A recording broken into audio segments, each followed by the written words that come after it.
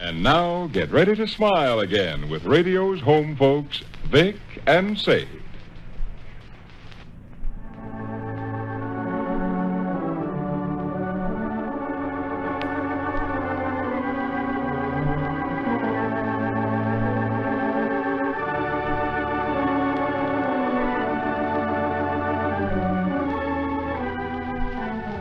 Well, sir, it's late afternoon as we enter the small house halfway up on the next block down. And here in the kitchen, we find Mr. Victor Gook and his son, Mr. Rush Gook. Mr. Victor Gook has drawn the kitchen table over by the sink where the light's the best, and he's doing a spot of office work at home. And Mr. Rush Gook, who just this moment arrived from school, removes his cap and overcoat. Listen. All through there, Gav? I am through with the actual labor. All I have to do now is copy some figures neatly on a sheet of paper. It's all right if I talk then, huh? You go ahead. Mom's not upstairs? Mom's next door, chewing the fat with Ma Donahue. What's on your mind?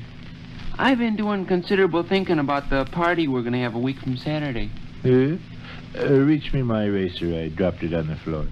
That party was taken right out of my hands, you know. So I understand. Here. Thanks. Mom started out by making me official host. The party was to be in honor of Nicer Scott, and I was going to be in charge of all arrangements. But she figured too many people would have to be invited, so she decided to leave out the kids.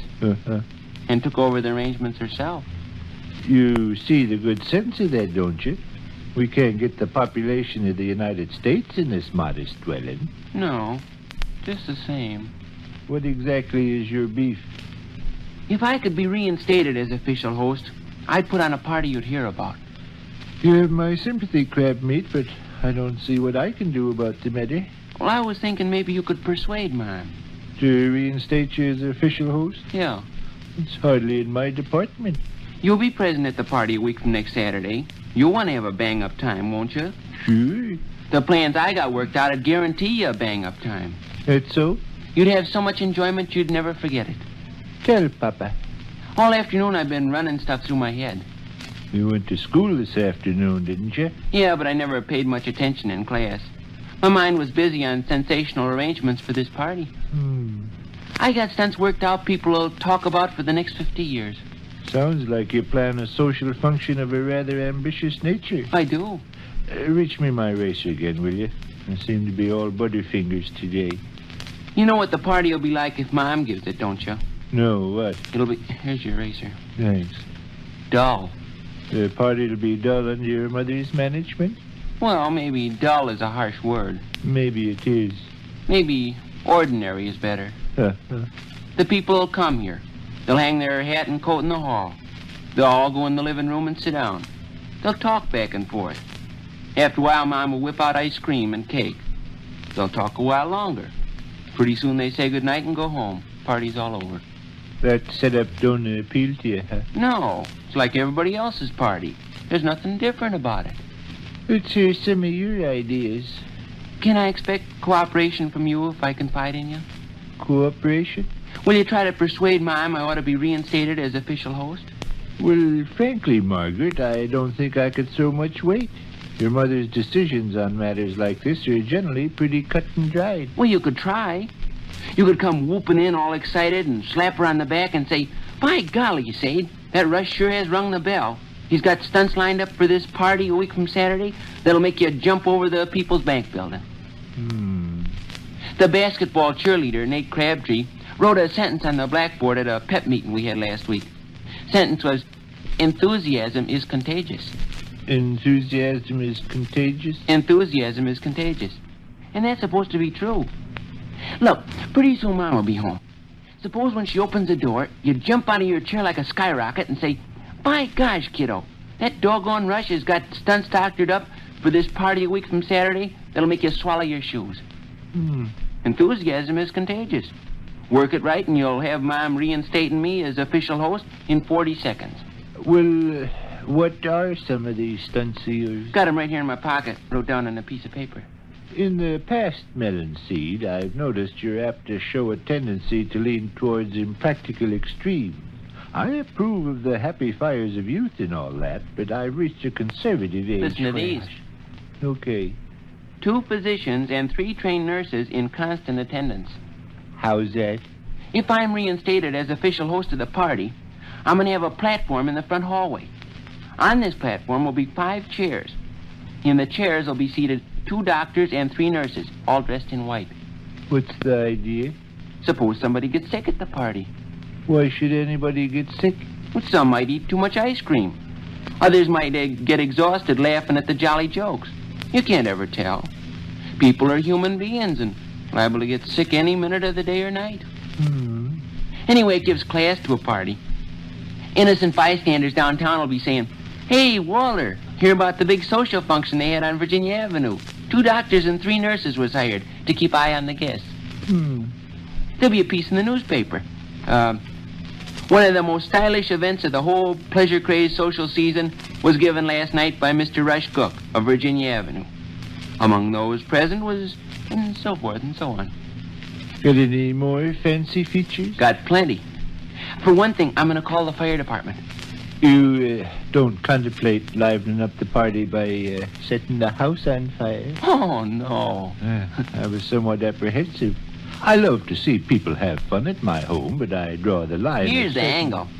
Along about 9:30 in the evening, party's kind of sagged. Appreciate the angle I'm attempting to put across? Different guests start yawning, and the official host begins to get desperate. He wonders, what the heck could I better do to put some pep in things? Well, I got that problem solved. I'm going to telephone the fire department. False alarm? Sure. Everybody enjoys watching fire wagons. And these fire wagons will stop right in front of our house. Great sport for everybody. I have a discouraging note. Yeah? There's a severe penalty for turning in false alarms. Yes, sir? 10 years in jail or something.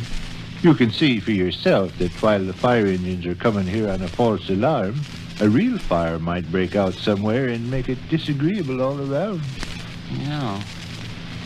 Well, guess I better cross that one off my list. It might be the best thing. What's your next stunt? There'll be a policeman in uniform at the party. He'll walk around among the people all during the evening and sort of keep an eye on things. You're afraid our guests will steal the puss spoon? No. What are you afraid they'll steal? Nothing. The policeman will just be an ornament. He'll add tone to the party. Keep order and see that nobody makes a disturbance. Very fashionable. Ain't it, though? I imagine the people we invite to the party will be greatly flattered. Sure. Of course, I hope your policeman don't find it necessary to hit any of our friends over the head with his billy club. Oh, he won't do anything like that. He'll just mingle with the crowd. Of course, if groups start ganging up in doorways and stuff, he'll come along and holler, break it up, in a friendly sort of way. That ought to get printed in the newspaper, too. Among the stylish features at Mr. Rush Gook's big social event Saturday night was the presence of a police officer who prevented riots and various other crimes. Hot stuff? Yeah. Tell me more of your plans. All right. Here's the big super special stunt. Everybody's going to get tattooed with my compliments. Tattoo? Yeah. There's a tattoo fella that's just started up business down on West Evans Street. I'm going to hire him to come out here the night of the party and tattoo all the various guests. You gonna tattoo pictures on him? No, words. In memory of the finest social event I ever attended. Mr. Rush Gook's party, March 12th, 1938. How you like that? It's certainly different. Another idea of mine is to have 35... I believe that's all I got time for now, Harriet. Going someplace? Yeah, got these figures all copied. Think I'll stroll down to the office with him. Well, will you work on mine? Sure. Persuade her I ought to be reinstated as official host at the party? Okay. You can see for yourself, I'll really put on a social function if I get the chance. No doubt about it. What you gonna do now? Telephone Rooster Davis. He'll be greatly interested in my various stunts. 4678J, please. Correct. I can trust you, can't I? How you mean? Not to be telling my plans around town? Oh, sure. I'm gonna bind Rooster to secrecy. I won't breathe it to a soul. Well, if your mother gets home before I do, tell her I've gone. Okay. So long. So long. Hello, Rooster?